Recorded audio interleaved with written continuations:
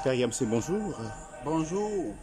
Nous venons de vivre une semaine des directs, les célébrations eucharistiques à la paroisse Saint-Denis, paroisse dont vous avez la charge.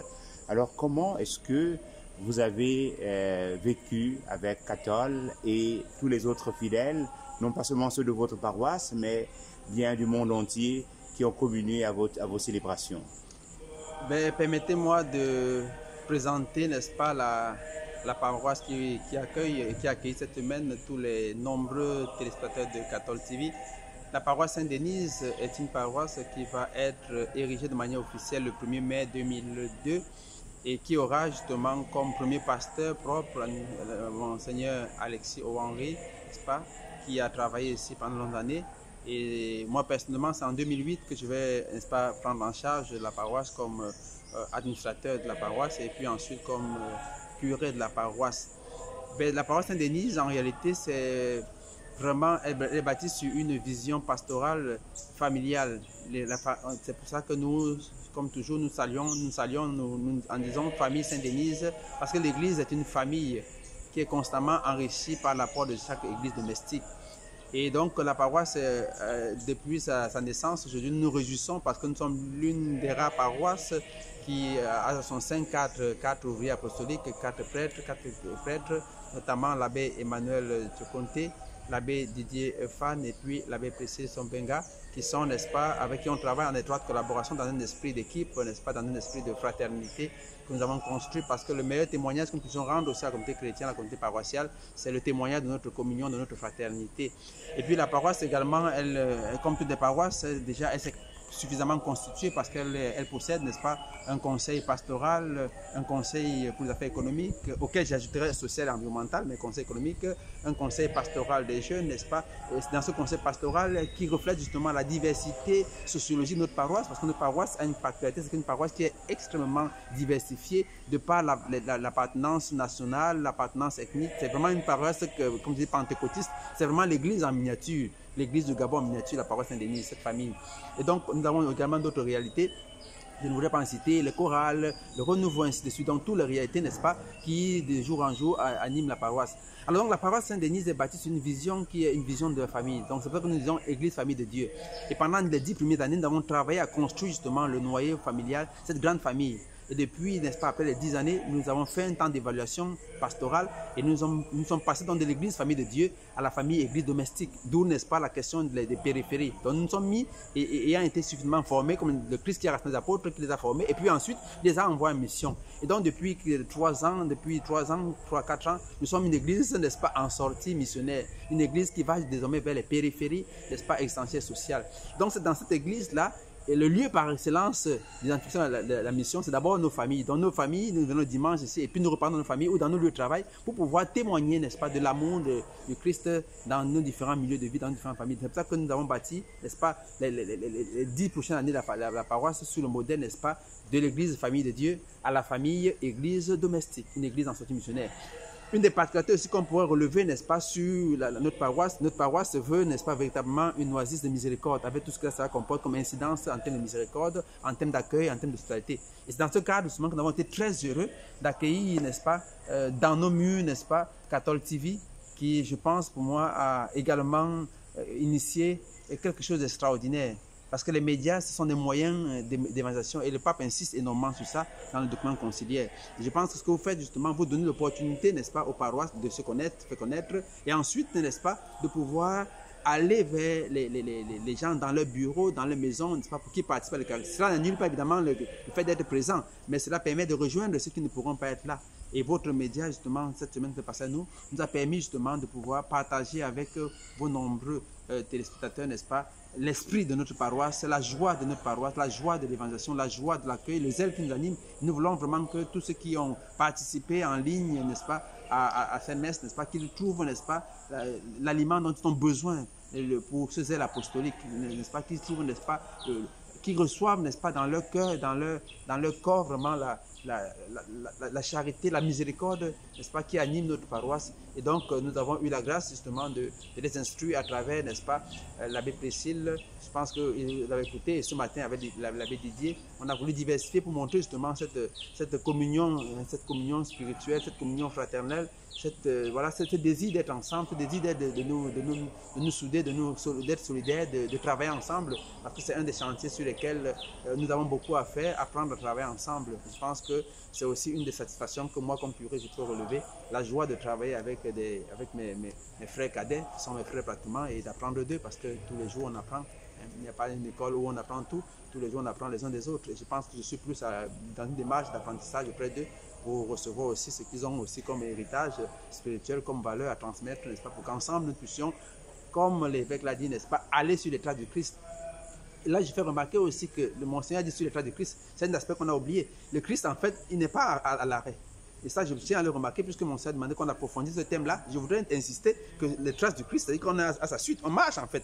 Et c'est pour ça que cette année, si vous vous souvenez, la journée mondiale des missions, le 22 octobre, le pape avait dit des cœurs brûlants, des pieds en marche, en faisant référence, n'est-ce pas, aux deux Maïs. Donc je pense que sur les traces du Christ, c'est un élément d'approfondissement que je voudrais suggérer aussi à ceux qui nous écoutent, n'est-ce pas, que quand on dit sur les traces du Christ, ça veut dire qu'on est en train de marcher, on n'est pas en arrêt. Donc l'Église doit sortir, n'est-ce pas, de sa sclérosie, elle doit se mouvoir, elle doit être dynamique en fait, parce qu'elle doit vraiment être dans une démarche, n'est-ce pas, d'évangélisation, d'annonce, ainsi de suite. À Sainte-Denise, l'archevêque y a été dimanche et a marché, est allé vers les familles. Alors, qu'est-ce que vous gardez de cette rencontre de l'archevêque avec les familles? Et là aussi, je pense que la visite de l'évêque participe, n'est-ce pas, de la vision que nous avons de la paroisse au départ, c'est-à-dire une paroisse qui se veut un lieu où les oiseaux viennent s'abriter. Et avant l'archevêque, il vous souviendrez que les équipes Notre-Dame nous ont fait l'honneur, une fois de plus, ils ont voulu, le 12 novembre, ouvrir leur année pastorale chez nous. Et donc la présence de l'évêque qui venait, non pas visiter pastorale paroisse, mais au nom, n'est-ce pas, du diocèse, au nom de la Caritas diocésaine, au nom, n'est-ce pas, de tous les chrétiens diocésains, il venait justement mettre en œuvre cette recommandation très forte, j'allais dire exigeante du pape François, qui a voulu instituer la journée mondiale des pauvres. Ce n'est pas pour les pauvres, c'est une journée mondiale des pauvres. C'est toute la nuance est là-dedans. Donc, la journée mondiale des pauvres qui, comme il disait, qui se veut, n'est-ce pas, un moment privilégié pour la nouvelle évangélisation. Et d'ailleurs, ce n'est pas le Conseil pour la Caritas qui a organisé cette journée mondiale, qui l'a préparé. Il a confié ça au Conseil pour la nouvelle évangélisation. Il est important de savoir, il veut que ce moment soit un moment privilégié de la nouvelle évangélisation qui va vers les périphéries. Je pense que la présence de Monseigneur dans notre paroisse a mis en relief justement cet esprit, cette démarche. Monseigneur qui est venu prier et ensuite, n'est-ce pas, il s'est mis en route, n'est-ce pas, pour aller, n'est-ce pas, vers les périphéries essentielles, vers les périphéries sociales, n'est-ce pas, vers ces familles justement qui sont mises à l'écart, rejetées. Et le pape l'a rappelé, il n'est plus question que nous attendions que les pauvres viennent vers nous. Nous devons aller vers eux. Nous devons, n'est-ce pas, sortir pour aller les retrouver vers là où se trouvent, dans les hôpitaux. Nous ne devons pas attendre, parce que les pauvres, parfois, ils sont cachés. Ils ont honte de se présenter. C'est nous qui devons aller vers nous. Je pense que quel bilan je fais? Déjà, je voudrais vraiment remercier Monseigneur qui justement insiste sur la proximité pastorale. Et à ce moment, il lève vraiment ce pasteur qui se veut proche de ses brebis. Mais pas seulement des brebis chrétiens, parce que la journée mondiale des pauvres, le pape le reprécise aussi, c'est pour toutes les personnes de bonne volonté, quel que soit l'appartenance religieuse, parce que la question de la pauvreté n'est pas une question qui est exclusivement ecclésiale. Et la question de pauvreté, n'est-ce pas, elle n'est pas que matérielle, elle renferme également la misère morale, ainsi de suite. Donc, mais c'est une question qui concerne tout le monde. Le pape voudrait que le monde entier, et je pense que beaucoup ont vu les images, certains ont été choqués, on s'en excuse, mais notre but justement, c'est de dire que comment faire pour que justement nous ne puissions plus aller. Et puis le choc aussi est un déclic pastoral. Donc le choc est un déclic pastoral qui peut permettre justement à pouvoir davantage réfléchir pour dire comment en est-on arrivé là. Parce que qu'est-ce qu'on peut faire pour que désormais personne ne puisse manquer du nécessaire? Et Monseigneur a dit sur les traces du Christ pour une société plus juste et plus fraternelle. Donc, cette semaine 33e nous conduit à la 34e qui nous donnera de célébrer la journée mondiale de la jeunesse autour de l'évêque. Et c'est du côté de Saint-Pierre que cette journée se célébrera autour de l'évêque. Alors, la jeunesse de Sainte-Denise, il y a des jeunes, quelle est la vitalité au niveau juvénile dans votre paroisse, Père Curé? C'est une jeunesse qui est en mouvement, c'est une jeunesse qui est en marche, c'est une jeunesse qui se relance, c'est une jeunesse qui qui veut bâtir, c'est une jeunesse qui veut construire, c'est une jeunesse qui veut qu'on compte avec elle. Et comme je le dis toujours, les jeunes ne sont pas l'avenir. Il n'est pas question d'attendre que nous mourons pour que les jeunes prennent notre place. Nous devons nous-mêmes le transmettre, le beau héritage, le bel héritage que nous avons reçu pour que lorsque nous allons partir, parce que c'est inévitable que nous partions et nous devons partir dans la joie, qu'il n'y ait pas de flottement, mais que nous ayons déjà des jeunes préparés pour affronter la mission. Je pense que nous serons représentés par de nombreux jeunes, mais le pape justement insiste également sur cet aspect, parce qu'il y a deux réalités qui sont attaquées aujourd'hui dans le monde moderne, la famille et les jeunes. Et on sait très bien que si on attaque la famille, on fait tomber. Si on attaque les jeunes également, on fait tomber. Parce que les jeunes, justement, doivent construire demain. Et je pense que le fait que Monseigneur va rencontrer les jeunes, certainement là aussi, il aura une parole prophétique, il aura une parole de pasteur, il aura une parole d'encouragement pour pouvoir. Mais c'est une jeunesse qui est pleine d'initiatives, qui est pleine de capacités. Il faut simplement créer des conditions. Il faut leur faire confiance. J'y crois. J'y crois et je pense que mon expérience pastorale avec les jeunes de cette paroisse me montre très bien que les jeunes, quelquefois, lorsque vous leur faites confiance, vous pouvez être surpris, n'est-ce pas, de la capacité qu'ils ont. Mais ils ont besoin, une fois de plus, d'être compris, d'être écoutés, d'être accompagnés, de tenir compte de leur environnement, des limitations culturelles qu'ils vivent, n'est-ce pas, des difficultés socio-économiques, politiques qu'ils ont traversées. Parce qu'on a une jeunesse qui a traversé des périodes, justement, les soubresauts politiques de nos pays montrent très bien qu'il y a des jeunes qui ont été sacrifiés. Vous voyez, il y a beaucoup de jeunes qui ont eu des diplômes, mais qui n'ont pas pu travailler. Donc, je pense que nous devons être à l'écoute de la jeunesse. Nous devons écouter les jeunes. Nous devons les comprendre. Nous devons apprendre d'eux. Nous devons savoir ce qu'ils désirent. Et donc, nous mettre, j'allais dire, à leur service pour les accompagner, pour qu'eux-mêmes, n'est-ce pas, ils puissent être des acteurs crédibles, n'est-ce pas, de cette nouvelle évangélisation des jeunes auprès des jeunes. Vous nous avez présenté, Père Curé, votre paroisse. Vous nous avez dit la joie d'avoir accueilli Cathol TV dans votre paroisse. Cathol TV, notre web TV missionnaire à travers les paroisses, à travers tous nos lieux d'habitation. Et vous nous avez parlé de la caritas, de la visite, de la joie que vous avez eue d'avoir l'évêque dimanche dernier, célébrant le 33e dimanche, qui a été le dimanche de la journée mondiale de prière pour les pauvres. Et il est allé en sortie. Et vous nous avez aussi parlé de la jeunesse dynamique de votre paroisse, une jeunesse qui n'est pas pour demain, mais qui est déjà pour aujourd'hui. Et maintenant, je voudrais que pour terminer notre entretien, qu'un hommage soit rendu, puisque ce mois de novembre est un mois dédié à la prière pour les âmes du purgatoire. Après avoir célébré la Toussaint et la commémoration de tous les fidèles défunts, vous nous avez aussi donné de pouvoir honorer une figure toute particulière ici à Saint-Denise, parce que la paroisse, aussi bien le terrain, l'édifice, ça a été à cœur ouvert et à cœur joie, le don de Sophie Toutouméman, qui s'est endormie il y a quelques années dans l'espérance de la résurrection. Et avec elle, aussi bien d'autres qui ont travaillé grandement dans votre paroisse. Et ici, à Mindoubé, souvent on assimile Mindoubé au cimetière. Et donc il y a tant d'âmes, tant de corps qui reposent, dont les âmes sont en marche vers le ciel, où ils sont déjà arrivés et intercèdent sans cesse pour chacun d'entre nous. Un mot à l'endroit de toutes ces figures, et je pense particulièrement au cardinal Christian Toumi, qui vous a ordonné prêtre et qui vous a envoyé en mission à la demande de Monseigneur Basile, et qui, pour vos 10 ans de sacerdoce, nous nous souvenons, était là, ici à Saint-Denise. Avant d'arriver à cette question, je voudrais revenir un tout petit peu sur les jeunes qui me tiennent énormément à cœur. Je voudrais déjà dire qu'ils sont dans une nouvelle dynamique et nous nous réjouissons d'avoir l'abbé Priscille qui est jeune, parce que quelquefois aussi les jeunes ont besoin d'enthousiasme, ils ont besoin de zèle, d'initiative. Je voudrais aussi saluer l'initiative qui m'a fait très plaisir de l'aumônier des jeunes, l'abbé Michael, qui a déjà relancer un tournoi de football. Et nous en avons organisé ici dans le doyenné, le cadre doyenné. Je pense que là aussi, on en discutait aussi avec l'aumônier des jeunes de la paroisse. Je pense qu'il faudrait aussi qu'on écoute les jeunes, on va les trouver là où ils se trouvent, dans leurs aspirations, dans leurs besoins. Et que même si là où ils se trouvent c'est mauvais, qu'on puisse justement les apporter la bonne nouvelle là où ils se trouvent, dans ce qu'ils vivent, notamment les réseaux sociaux, tout ce qui effectivement sont des risques pour la jeunesse. Donc je voudrais vraiment le football, en fait qu'on les rejoigne vraiment dans ce qu'ils font. Et que l'évangélisation ne soit pas simplement quelque chose qui est extérieur, mais qu'il y ait une incarnation auprès des jeunes. Voilà, je peux résumer ainsi. Donc, je voudrais vraiment... Et donc, dans ce cadre d'idée, nous allons, pour finir avec votre question, je voudrais simplement dire que, voilà, il y a eu cette intuition qu'on a eue et qui a rejoint aussi la belle idée des jeunes de pouvoir organiser une neuvaine de prière pour les morts. Et l'idée, c'est vraiment, c'est un devoir, comme je dis, de gratitude. Étant donné que j'ai célébré mes 19 ans, je me suis dit qu'est-ce que je pouvais faire.